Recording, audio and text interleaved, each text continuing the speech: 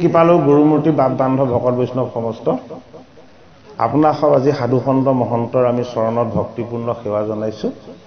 আপোনাক সবৰ আজ্ঞা আৰু আশীৰ্বাদ লৈ ভাগৱতৰ দশম স্কন্ধৰ ইন্দ্ৰপ্ৰস্থত শ্ৰীকৃষ্ণৰ চতুৰ্মাস নিৰ্বাস, ইন্দ্ৰপ্ৰস্থত 4 মাহ নিৰ্বাস হ'ব আৰু ইয়াৰ পাছত আহিব কালিন্দীৰ কথা আৰু শ্ৰীকৃষ্ণৰ দ্বাৰা কালিন্দীক পত্নী ৰূপে গ্ৰহণ। এইভাগ পাঠ পৰ্যালোচনা আমি ক'তো আগবঢ়োৱা নাই, আজি প্ৰথম হ'ব আপোনালোকৰ মাজতে নতুন এটা বস্তু। দশম ভাগৱতৰ ভগৱন্তৰ মুখপদ্ম। আমাৰ পৰিচয়টো যদি দুটা পৰিচয় থাকে, এটা আমাৰ নামটো আৰু অন্যটো আমাৰ কাইটো। কাইটোক কোৱা হয় ৰূপ বুলি, নামটোক কোৱা হয় নিৰ্গুণ বুলি। নামটো গুণমুক্ত। নামটো কিয় গুণমুক্ত? নামটোৰ কেতিয়াও মৃত্যু হ'ব নোৱাৰে। কাইটো গুণযুক্ত। কাইটো গুণযুক্ত কাৰণেই কাইটো নাশ হয়। সেইটো কাৰণে কলিৰ ধৰ্মটো হ'ল নাম ধৰ্ম। কিয় নাম ধৰ্ম? এই ধৰ্মৰ কোনোদিন বিনাশ নহয়। জগতৰ হৰিৰ নাম ধৰ্মৰ নিৰাকাৰ ঈশ্বৰ তত্বৰ চৈতন্য স্বৰূপ আমি যাতে হৃদয়ত উপলব্ধি কৰিব পাৰোঁ।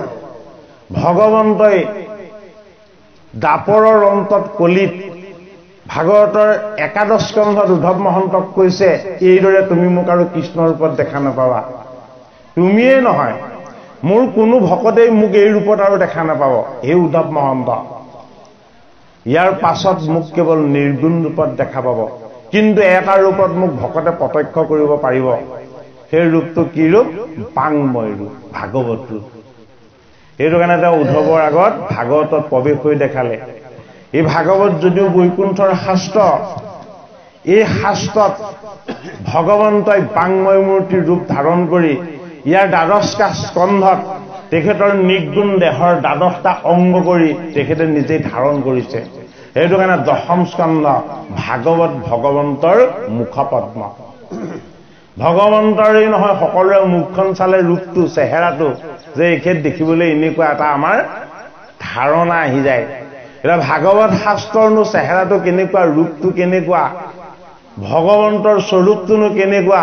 সেইটো কাৰণে দশম স্কন্ধত ভগৱন্ত শ্ৰীকৃষ্ণৰ জন্ম কৰ্ম লীলাৰ তত্ত্বৰে তিনি চোৱা, আদি চোৱা, মধ্য চোৱা আৰু শেষ চোৱা, তিনিটা তত্ত্বৰে শতৰজতম তিনি গুণময় বৃত্তিবিলাকক নিবৃত্ত কৰি হৰি যে গুণময় নহয়, নিৰ্গুণ আৰু নিৰাকাৰ, দশম স্কন্ধৰ অন্তিমত দিছে। সেইটো কাৰণে কি?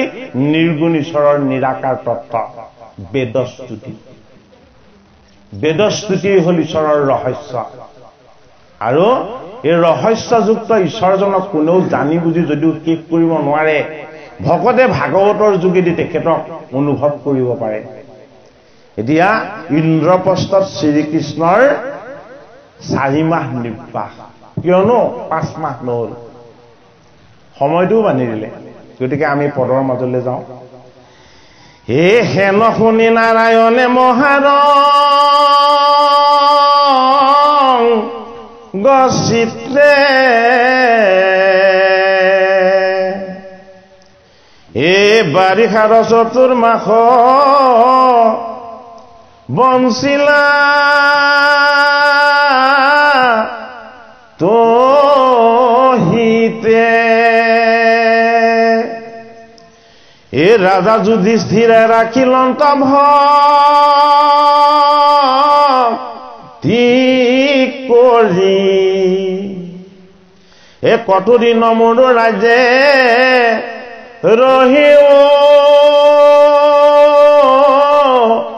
শ্ৰী হৰি,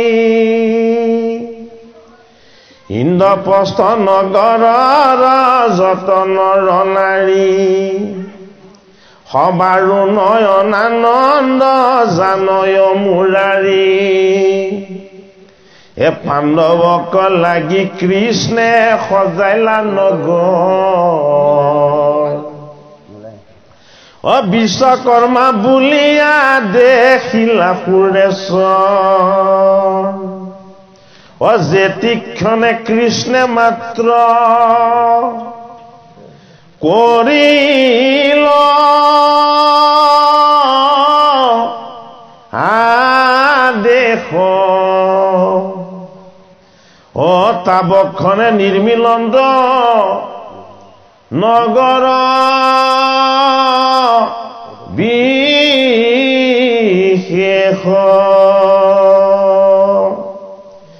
এই বহল নগৰ ভৈলা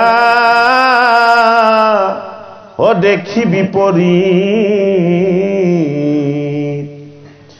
নানাবিধ চিত তাত দেখি বহু এই মধ্যত নিৰ্মিলা মহাৰাজাৰ আবাস ইন্দ্ৰৰ মন্দিৰ যেন হৰৰ কৈলাস এই ভকত জনৰ বন্ধু দেৱহিষিকে তাতে নিয়া পাণ্ডৱক কৰাইলা প্ৰৱেশ ইন্দ্ৰপ্ৰস্থ নগৰখন কোনে নিৰ্মাণ কৰিছিলে? বিশ্বকৰ্মাৰ দ্বাৰা নিৰ্মাণ কৰাইছে কোনে? শ্ৰীহৰি কৃষ্ণই নিজেই। আমি ভাগৱতৰ দশম স্কন্ধত দ্বাৰকা নগৰ ভগৱন্ত কৃষ্ণই বিশ্বকৰ্মাৰ দ্বাৰা নিৰ্মাণ কৰাৰ কথা আমি পাইছিলো, হয়নে বাৰু? ভাগৱতৰ দশম স্কন্ধত আমাক দিছে কি যে ভকত থাকিবৰ কাৰণে, পঞ্চপাণ্ডৱ নিৰ্বাস কৰিবৰ কাৰণে, ভকতৰ কাৰণেও ৰাজ্যখন কোনে নিৰ্মাণ কৰিছে? ইন্দ্ৰপ্ৰস্থ নগৰখন কোনে নিৰ্মাণ কৰিছে? জগতৰ শ্ৰীহৰি কৃষ্ণই তেওঁৰ আজ্ঞাত বিশ্বকৰ্মাৰ দ্বাৰা নিৰ্মাণ কৰাইছে। ইয়াত কি কি ৰাখিছে আমাক কৈছে যে বহল নগৰখন দেখিবলৈ বিপৰীত। বিপৰীত মানে কি? বিপৰীত মানে যদি শুদ্ধ হয় উজাই যোৱা হ'ব, হয়নে? যদি শুদ্ধ বুলি ভাবি আছো তেতিয়াহ'লে অশুদ্ধ দেখা হ'ব, যদি সঁচা দেখি আছো তেতিয়াহ'লে মিছা দেখা হ'ব। সেইটোকে কি বুলি কোৱা হয়? বিপৰীত বুলি কৈছে। নগৰখন ভগৱন্তৰ আজ্ঞাত বিশ্বকৰ্মাই নিৰ্মাণ কৰিছে, কিন্তু নগৰখন বিপৰীত নগৰ। এই নগৰখনৰ তেতিয়াহ'লে বৈশিষ্ট্যটো কি হ'ব? যে এই নগৰখন প্ৰথমতে যদি কোনোবাই চাই এইখন নগৰ যেন নালাগিব, আৰু তাৰ পাছত যেতিয়া সময় বাঢ়ি যাব এই নগৰখন নিজে নিজে সুন্দৰ হৈ গৈ থাকিব। প্ৰথমতে কি দেখিবলৈ তেনে জধলা কুৎসিত হ'ব, আৰু তাৰ পাছত সি কি হ'ব? নিজে নিজে সুন্দৰ হৈ গৈ থাকিব। আৰু নিৰ্মাণ কৰোঁতেও কেইটামান বস্তু ৰাখিছে। কি ৰাখিছে? যে মধ্যত নিৰ্মিলা মহাৰাজাৰো আৱাস। নগৰখনৰ মধ্যম স্থানত মহাৰাজাৰ আৱাস, বা য'ত ৰজাজন বাস কৰে, মহান ৰজাজন, এই ৰজাজন বাস কৰিবৰ কাৰণে তেওঁৰ নিবাসটো নিৰ্মাণ কৰি লোৱা হৈছে। আৰু তাৰ পাছত কি কৰিছে? ইন্দ্ৰৰ মন্দিৰ যেন হৰৰ কৈলাস। এই মহাৰাজাৰ যিখন স্থান ইন্দ্ৰৰ মন্দিৰ, ইন্দ্ৰৰ উপাসনীয় মন্দিৰৰ দৰে, আৰু স্থানটো কি? বোলে হৰ বাস কৰা কৈলাস সদৃশ। কৈলাসত এজনৰ স্থান, কৈলাসত দুজনক স্থান নিদিলে হৰিয়ে। ক'ৰ ওপৰত কৈলাস? সত্যৰ ওপৰত হৰৰ ৰাজ্য। সপ্ত স্বৰ্গৰ আটাইতকৈ ওপৰত আছে ব্ৰহ্মা ৰাজ্য, ব্ৰহ্মাৱৰ্ত। ব্ৰহ্মা ৰাজ্যৰ ওপৰত আছে সত্যলোক, সত্যৰ ওপৰত আছে সীমাহীন হৈ হৰৰ ৰাজ্য, আৰু হৰৰ ৰাজ্যৰ য'ত শেষ হৈছে তাৰ পৰাই বৈকুণ্ঠ আৰম্ভ। সেইটো কাৰণে মহাৰাজাৰ নিবাসটো ৰাজ্যখনৰ মধ্যম স্থানত নিৰ্মাণ কৰা হৈছে, ইন্দ্ৰৰ মন্দিৰৰ দৰে নিৰ্মাণ কৰা হৈছে, আৰু এই ৰাজ্যখনৰ তুলনা এটাহে দিয়া হ'ল, বোলে কি? হৰৰ কৈলাস ধামৰ দৰে। যে হৰৰ কৈলাস ধামৰ তত্ত্বটো আমি বুজিব লাগিব যে কৈলাসত কেৱল বৈষ্ণৱ এজন থাকে। শিৱ এজন বৈষ্ণৱ। এইজন বৈষ্ণৱ কৈলাশত থাকে। কাৰ লগত থাকে? তেওঁৰ দুজন দূত আছে, এজন নন্দী আৰু এজন ভিংগী, হয়নে? আৰু তেওঁ ভাৰ্যা হল দক্ষ কন্যা, সতী পাৰ্বতী, আৰু তেওঁৰ এটা নাম কি? মহামায়া। গতিকে শিৱৰ পুত্ৰ বুলি গণেশ আৰু কাৰ্তিককো কোৱা হয়, কিন্তু প্ৰসংগত ভাগৱতত সেই কথা অহা নাই। সেই প্ৰসংগ আমি অনাৰ কোনো প্ৰয়োজন নাই। হৰৰ কৈলাশ ধামত হৰ নিবাস কৰে এজোপা বটবৃক্ষৰ তলত, আৰু সদায় তেওঁ যোগময় সাধনাত ৰত হৈ থাকে। ভকত জনৰ বন্ধু দেৱৰ হৃষিকেশ, হৃদয়ৰ মন্দিৰত যি বাস কৰি থাকে সেইজন হৃষিকেশ, যি গুপ্ত হৈ লুকাই থাকে। আৰু তেওঁ সকলোৰে বন্ধু নহয়। হৃষিকেশ বান্ধৱ কাৰ? ভকতজনৰ। অভকতৰ কাৰণে তেওঁ কালৰূপ। তাতে নিয়া পাণ্ডৱকক কৰাইলা প্ৰৱেশ। সেই নগৰখনত নি পাণ্ডৱক প্ৰৱেশ কৰাই দিলে। ভাগৱত ভূমিৰ শাস্ত্ৰ নহয়। ভাগৱতৰ কথাখিনি যদিও আমাক ৰূপক আৰু তুলনাৰ যোগেদি বুজোৱা হৈছে, ভাগৱতৰ কথাই ভূমাৰ স্পৰ্শ কৰে, বৈকুণ্ঠপতিৰ চৰণ স্পৰ্শ কৰে। আৰু এই কথা যদিও গুণত দেখুওৱা হৈছে, এই কথা গুণৰ পৰা মুক্ত। সেইটো কাৰণে কি? এই কথা হল নিৰ্গুণ। এতিয়া পঞ্চ পাণ্ডৱক তেতিয়াহ'লে ক'ত প্ৰৱেশ কৰালে? পঞ্চ পাণ্ডৱক ইন্দ্ৰপ্ৰস্থ নামৰ নগৰখনত প্ৰৱেশ কৰাইছে কোনে? জগতৰ হৰি দৈৱকী নন্দন কৃষ্ণই। এই ইন্দ্ৰপ্ৰস্থ হল আমাৰ দেহটো। এই দেহ নগৰখনকে ইন্দ্ৰপ্ৰস্থ কৰি দেখুওৱা হৈছে। এই ইন্দ্ৰপ্ৰস্থ নামৰ দেহ নগৰত হৰৰ স্থানটো আছে ক'ত? হৰৰ স্থান আছে জগতৰ হৰি দৈৱকী নন্দন কৃষ্ণৰ চৰণ পদ পংকজ। সেইটো কাৰণে আত্মা হল কৃষ্ণ হৃষিকেশ। এই কৃষ্ণৰ চৰণ যি সদায় সেৱা কৰে, সেয়া হল শিৱ। শিৱ কি? শিৱ হল আমাক ধাৰণ কৰা জীৱ। এই আমাক ধাৰণ কৰি থকা জীৱই হল শিৱৰ তত্ত্ব। এই শিৱই সদায় যোগময় সাধনাত উপাসনা কৰি আছে কাক? জগতৰ হৰি দৈৱকী নন্দন কৃষ্ণক। এইটো কাৰণে এই দেহ তত্ত্বটোৱেই হল কি? আচলতে এই দেহ তত্ত্বটোৱেই হল ইন্দ্ৰপ্ৰস্থ নামৰ নগৰ। এই ইন্দ্ৰপ্ৰস্থ নামৰ নগৰখন নিৰ্মাণ কৰিছিলে ক'ত? এখন বন আছিলে, নামটো খাণ্ডৱ বন। এই খাণ্ডৱ বনখন অগ্নি দেৱতাক দহন কৰি দিবলৈ কোৱা হৈছিলে। অগ্নি দেৱতাই যজ্ঞৰ ঘিবিলাক খাই খাই বোলে তেওঁ পেটটো ৰুগীয়া হৈছিলে, হয়নে বাৰু? তাৰ তত্ত্ব কথা। যজ্ঞই দেৱতাক সন্তুষ্ট কৰিব পাৰে, দৈৱকী নন্দন কৃষ্ণক সন্তুষ্ট নকৰে। দৈৱকী নন্দন কৃষ্ণক যদি সন্তুষ্ট কৰিবলৈ হয়, তেতিয়াহ'লে ঘিউ, মৌ, দধি, দুগ্ধ এই আকাৰযুক্ত বস্তু দি কৃষ্ণক সন্তুষ্ট কৰিব নোৱাৰে।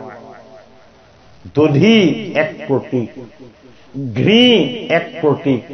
সেইটো কাৰণে দধি, দুগ্ধ, ঘৃত, মধু, এই চাৰিটা বস্তুৰ কথা কোৱা হৈছে। এই দধি, দুগ্ধ, ঘৃত আৰু মধু এই তত্ত্বকে কোৱা হৈছে চতুৰ্মাস বুলি। মানে কি বুলি কৈছে? ইন্দ্ৰপ্ৰস্থত শ্ৰীকৃষ্ণৰ চতুৰ্মাস নিবাস। দধি, দুগ্ধ, ঘৃত, মধু। দধিটো কি? দধিটো হল জগতৰ হৰিৰ ঈশ্বৰ তত্ত্ব গীতা আৰু ভাগৱত। ইয়াক কি বুলি কোৱা হয়? ইয়াক দধি বুলি কোৱা হয়। এই গীতা ভাগৱতত থকা যি ঈশ্বৰ তত্ত্ব, এই ঈশ্বৰ তত্ত্বক কি বুলি কোৱা হয়? এই ঈশ্বৰ তত্ত্বক কোৱা হয় দুগ্ধ। এই ঈশ্বৰ তত্ত্বক শৰণ আৰু ভজনেৰে নিৰ্গুণ ৰূপত যি হৃদয়ত প্ৰতিষ্ঠা কৰি ঈশ্বৰৰ লগত একাত্ম হৈ যাব পাৰে, সেই তত্ত্বক কোৱা হয় ঘৃত বুলি। সেইটো কাৰণে আপুনি দধি, দুগ্ধৰ পৰা যেতিয়ালৈকে ঘি নিৰ্মাণ নকৰিব, তেতিয়ালৈকে তাত বন্তি জ্বলাব নোৱাৰে। সেইটো কাৰণে আমাৰ ভকতৰ শৰণ ভজন লাগিবই। যদি শৰণ আৰু ভজন নহয়, তেতিয়াহ'লে চাকি নজ্বলিব। কিন্তু শৰণ আৰু ভজন গুৰুৰ ওচৰত গৈ এনে মুখেৰে ললে নহব। মুখেৰে এনে লোৱা শৰণ ভজনে আমাক কাকো তাৰিব নোৱাৰে। বাস্তৱ ক্ষেত্ৰত আমি শৰণীয়া হ'ব লাগিব, প্ৰয়োগিক ক্ষেত্ৰত আমি ভজনীয়া হ'ব লাগিব, হয়নে বাৰু? শৰণীয়া আৰু ভজনীয়া ভকতৰ এটা চিন চালেই হ'ল, সেইজনে কেতিয়াও কাকো খং নকৰে, কেতিয়াও কোনো কথাত ক্ৰোধান্বিত নহয়, সদায় ইষত ইষত হাঁহি থাকে। সেইজন ভজনীয়া ভকত। কিয়? ভকতৰ দুখ নাথাকে। এইটো কাৰণে এই দুখ নথকাৰ কাৰণে তেওঁ সদায় আনন্দত ৰমণ হৈ থাকে। এইটো কাৰণে ইন্দ্ৰপ্ৰস্থত 4 মাহে থাকিব জগতৰ হৰি দৈৱকী নন্দন কৃষ্ণ। কিয়? য'ত মোৰ গুৰুৰ উপাসনা হয়, মোৰ দেৱৰ পূজা য'ত সদায় হয়, য'ত মোৰ নাম বস্তু সদায় স্মৰণ কৰা হয়, আৰু য'ত মোৰ ভকতে মোৰ ভকতিৰ বাহিৰে বেলেগ তত্ত্ব বৰণ নকৰে। এইটো কাৰণে ইন্দ্ৰপ্ৰস্থত কৃষ্ণ 4 মাহ। এই 4 মাহ য'ত জগতৰ হৰি কৃষ্ণ থাকিব, তাত নি পাণ্ডৱক ৰমণ কৰাইছে। এতিয়া পাণ্ডৱনো কি? পাণ্ডৱ মহাভাৰতত দেখুৱাইছে কাহিনীৰ ৰূপত, আমি ভাগৱতত বুজিব লাগিব তত্ত্বৰ ৰূপত। পাণ্ডৱ আমাৰ কাৰণে এই ইন্দ্ৰপ্ৰস্থ নগৰতে বাস কৰি থকা পাবনকাৰী 5টা ঈশ্বৰীয় তত্ত্ব, পাবনকাৰী 5টা ঈশ্বৰীয় তত্ত্বক একেলগে কোৱা হয় কি বুলি? পাণ্ডৱ বুলি কোৱা হয়। এই পাণ্ডৱৰ জ্যেষ্ঠজন হ'ল ধৰ্ম। ধৰ্ম মানে আমাৰ আত্মা। আত্মা কেতিয়াও অস্থিৰ নহয়, আত্মাক কেতিয়াও একো বিপদে স্পৰ্শ কৰিব নোৱাৰে, আত্মাই কেতিয়াও অসত্যৰ আশ্ৰয় নলয়। সেইটো কাৰণে আমাক ধাৰণ কৰা ধৰ্মৰ ৰজা ধৰ্মৰাজ বোলে কি? আমাৰ আত্মাই যুধিষ্ঠিৰ। এই ধৃষ্টিৰ আত্মা ঈশ্বৰৰ অংশ বা ঈশ্বৰৰ তত্ত্ব। এইটো কাৰণে ধৰ্মক কোনেও বিচলিত কৰাব নোৱাৰে। মিছা ক'বৰ কাৰণে কৃষ্ণ নিজে যাব লগা হ'ল। যুধিষ্ঠিৰৰ মুখেদি মিছাটো উলিয়াবৰ কাৰণে কৃষ্ণ নিজে যাব লগা হ'ল। এই মৰ্ত্যৰ মানৱে ধৰ্মৰাজ যুধিষ্ঠিৰৰ মুখেদি মিছা বাক্য উলিয়াব নোৱাৰে। এইটো কাৰণে কৃষ্ণই গৈ ধৰ্মৰাজ যুধিষ্ঠিৰক খাটনি কৰিছে যে দাদা মোক এটা সহায় কৰি দিব লাগে।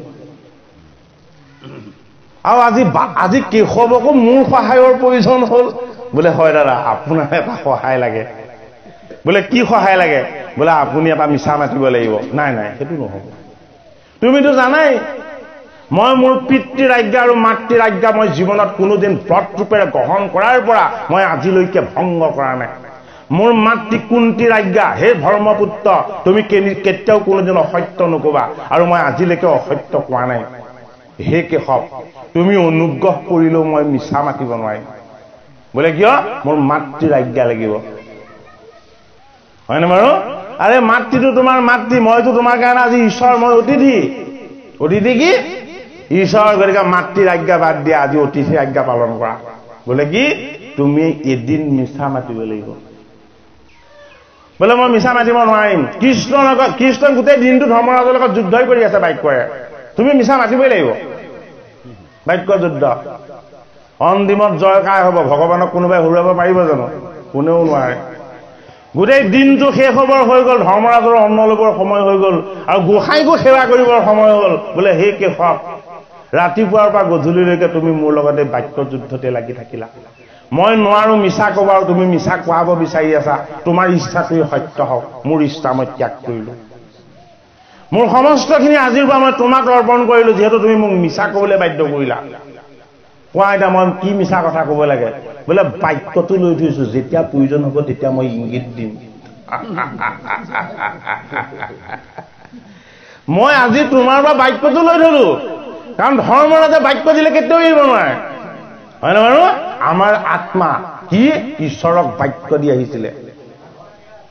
আমাক ধাৰণ কৰা ধৰ্মৰূপী আত্মাই ভগৱন্তক বাক্য দি আহিছিলে যে মৰ্ত্যলৈ যদি তুমি মোক মানুহ কৰি নিয়া, তেতিয়াহ'লে মই কেতিয়াও অসত্যৰ আশ্ৰয় নলওঁ, মই কেতিয়াও অধৰ্ম কাম নকৰো, মই কাৰো কেতিয়াও অন্যায় আৰু অনীতি নকৰো।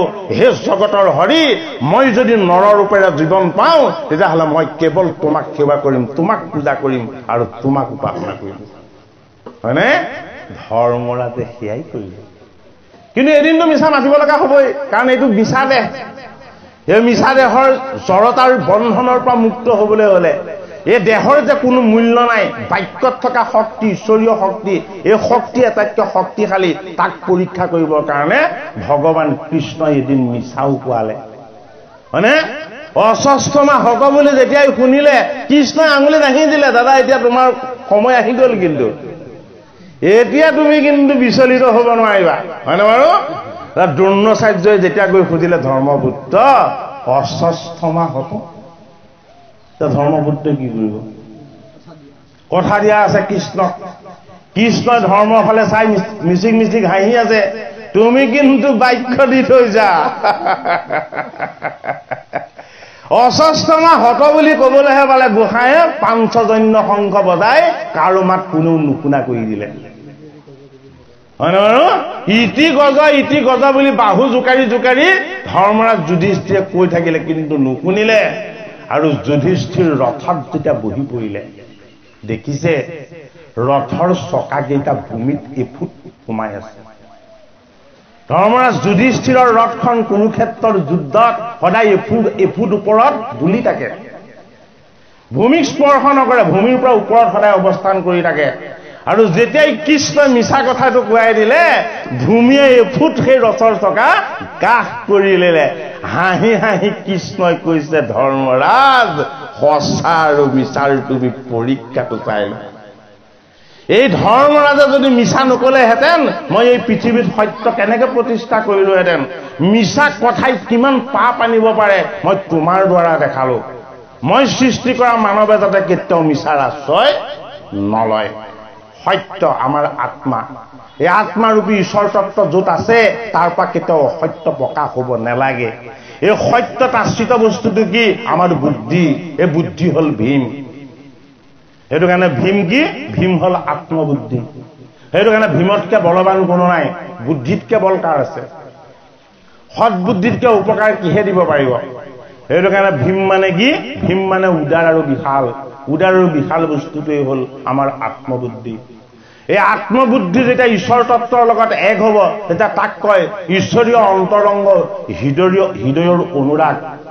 এই অন্তৰংগ হৃদয়ৰ অনুৰাগটোক কোৱা হয় কি বুলি? অৰ্জুন বুলি। অৰ্জুন মানে জীৱৰ অনুভৱ। জীৱৰ অনুভৱ আৰু শিৱ এক তত্ত্ব। এই জীৱবিলাক ঈশ্বৰৰ অংশ। এই জীৱ আহিছিলে জগতত হৰিৰ লগত, হৰিৰ চৈতন্য স্বৰূপক এই জগতত বিদিত কৰিবৰ কাৰণে। সেইটো কাৰণে অৰ্জুন মানে হ'ল অন্তৰংগ আত্মদৰ্শন। সেইটো কাৰণে মধ্যম পাণ্ডৱ। আত্মদৰ্শন হলে ন্যায় নীতি সদাচাৰ আৰু সৎবুদ্ধি প্ৰতিষ্ঠা হয়। এজন হ'ল নকুল, হয়নে?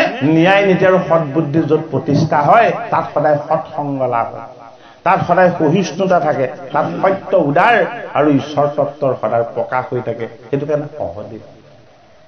এই ইন্দ্ৰপ্ৰস্থ নামৰ নগৰখনত জগতৰ হৰিয়ে পঞ্চপাণ্ডৱক নি প্ৰৱেশ কৰাই দিলে।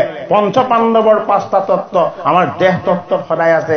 ধৰ্ম হ'ল আত্মা, বুদ্ধি হ'ল ভীম, আত্মদৰ্শন হ'ল অৰ্জুন, ন্যায় নীতি সদাচাৰ আৰু সৎবুদ্ধি হ'ল নকুল, আৰু আমাৰ জীৱনৰ সৎসংগস্বৰূপ ঈশ্বৰীয় সংগ এয়া হ'ল সহদেৱ।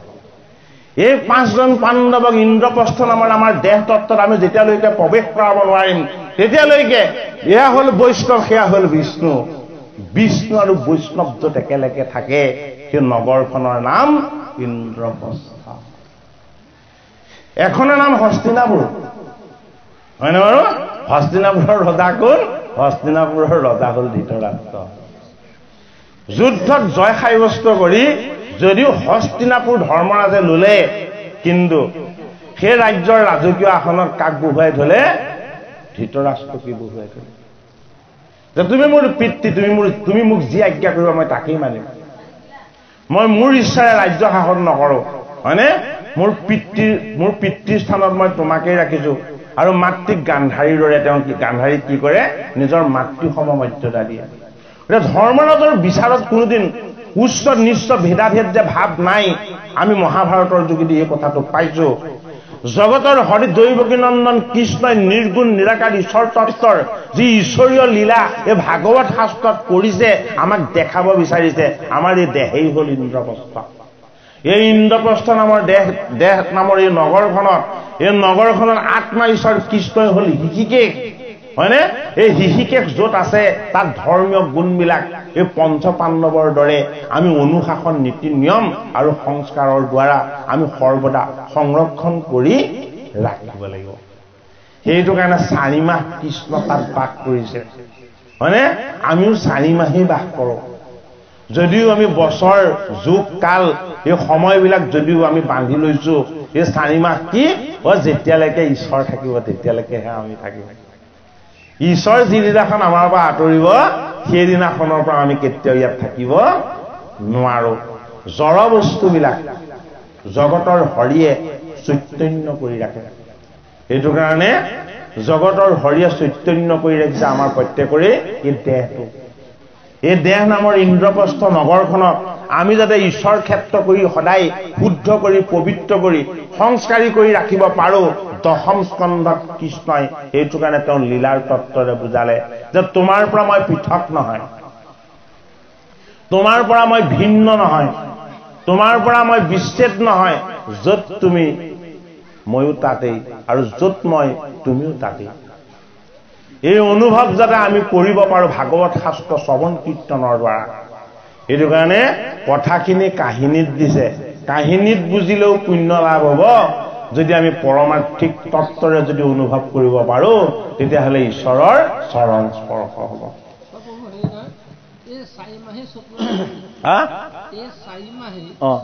চতুৰাশ্ৰম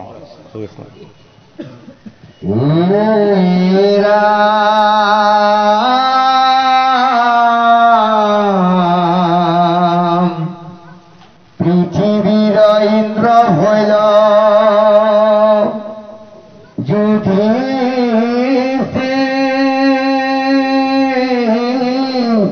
রাজা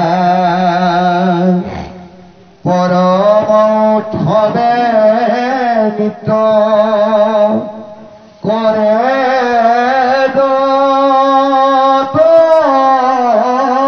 প্রদান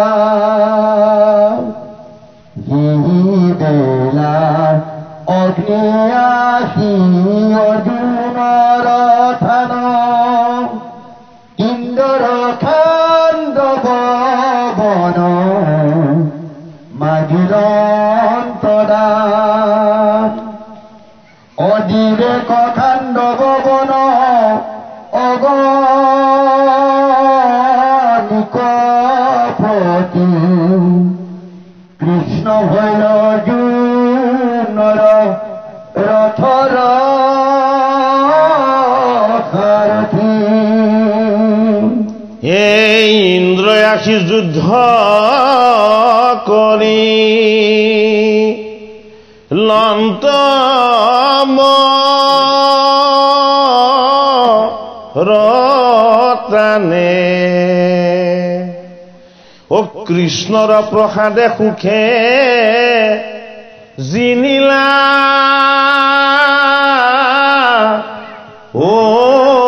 অৰ্জুনে।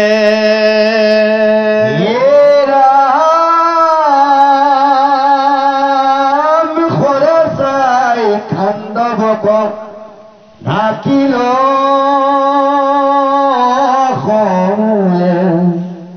মহাসুখে অগ্নি তাক দহিল অকলে এ তুষ্ট হইল বনিষমে এৰাইলা ৰোগক এ ভুঞ্জি নয়নে কমাংস তুষিয়া মনক আদৰিয়া অৰ্জুনক প্ৰশংসি বিস্তৰ গাঁঠিব ধনুক দিলা মহামনোহৰ এশৰে পুনু অক্ষয় দি লন্তটো দুই এ কবচে কদিল তাক অস্তেনে ভেদই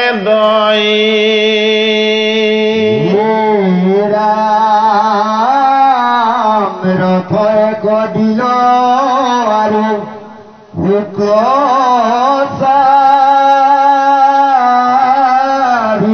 ভয় ধ্বজয়ে কদিল তিনি ভুৱন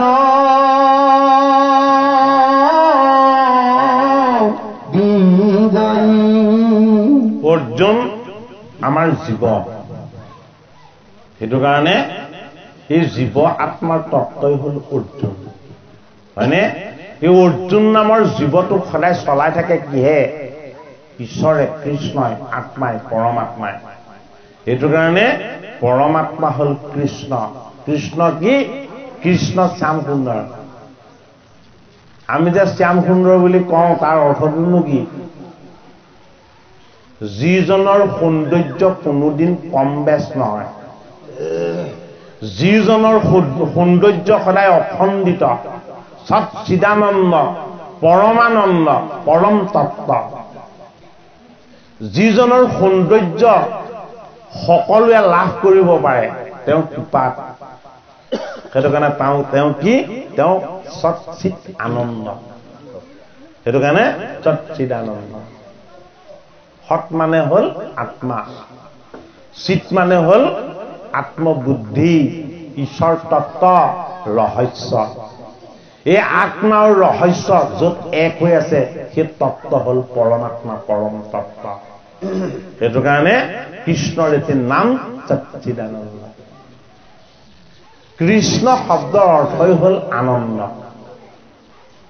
পৃথিৱীত সব বস্তুৰ ভেদ আছে চকুৰে যিমান দেখিছো হলা বমা ওখ চাপৰ হয়নে আমি দেখাবিলাকৰ মাজত ভেদ আছে কিন্তু জগতৰ হৰিয়ে তাতে এটা বস্তু সকলোৰে কাৰণে এক কৰি ৰাখিছে এক কৰি ৰখা বস্তুটো কি আনন্দ আনন্দটো কাৰো বেলেগ নহয়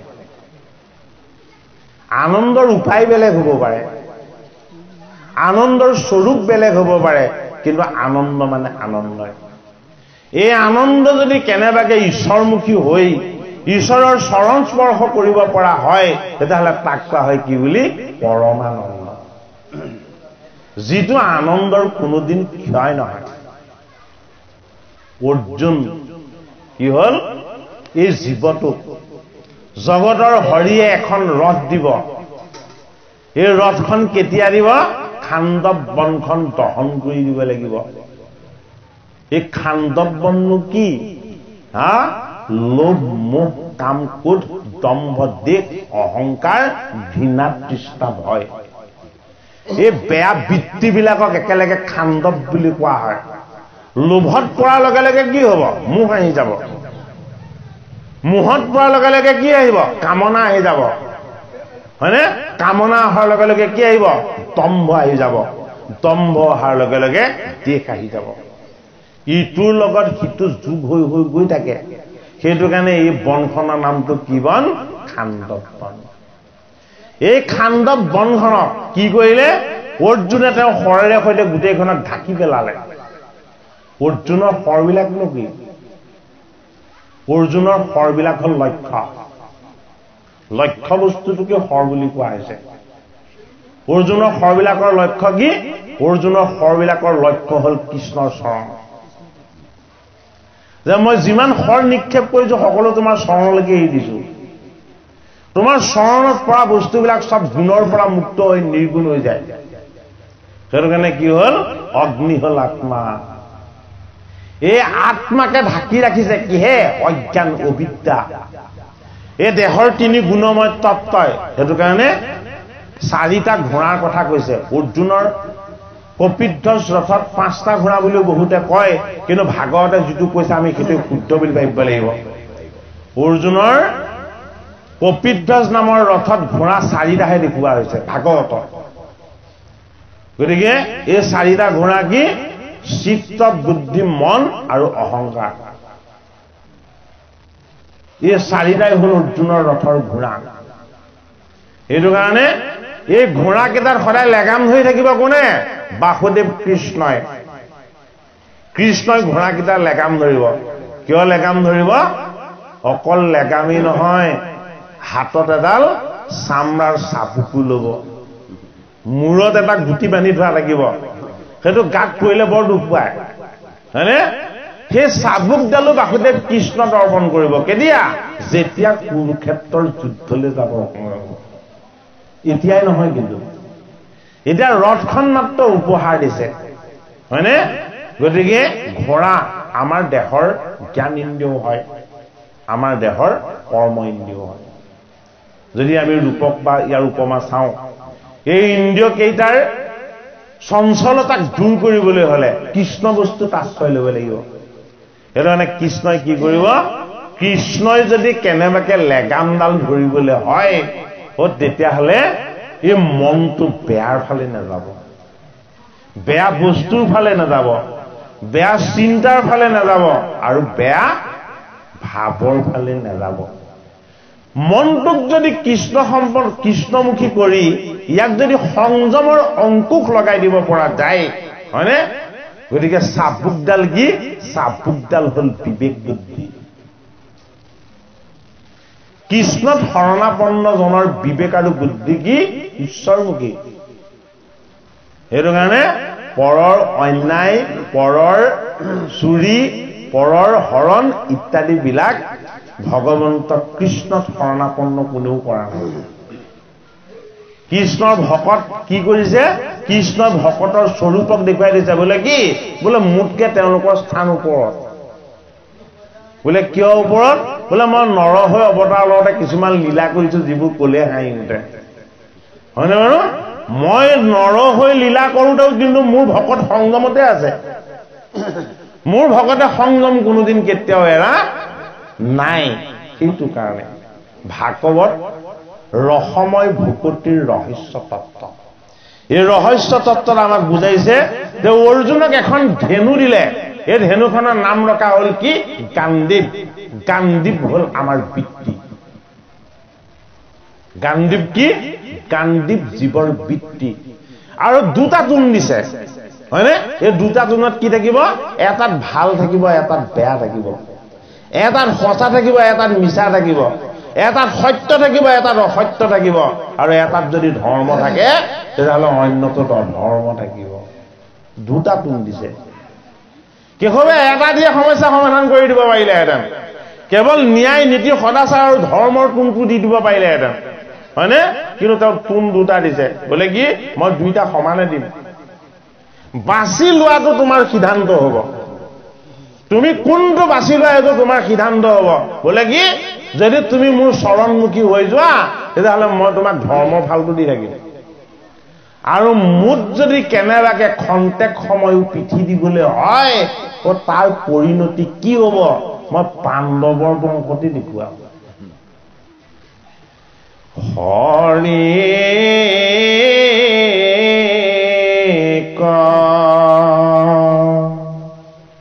সততে স্মৰা প্ৰজা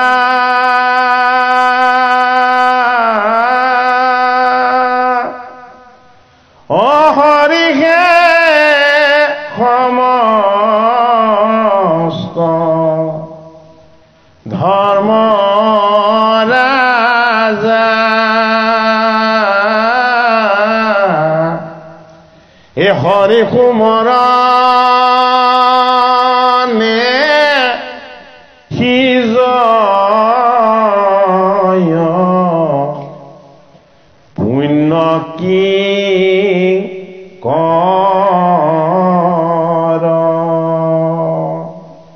এ নপাহৰিবা কদাচিত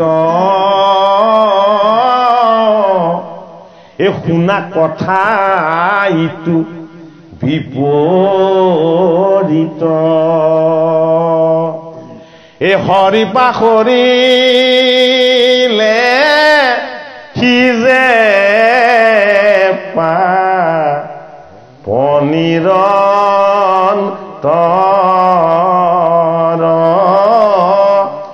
হৰি পাখৰিলে সিজে পনিৰন্তৰ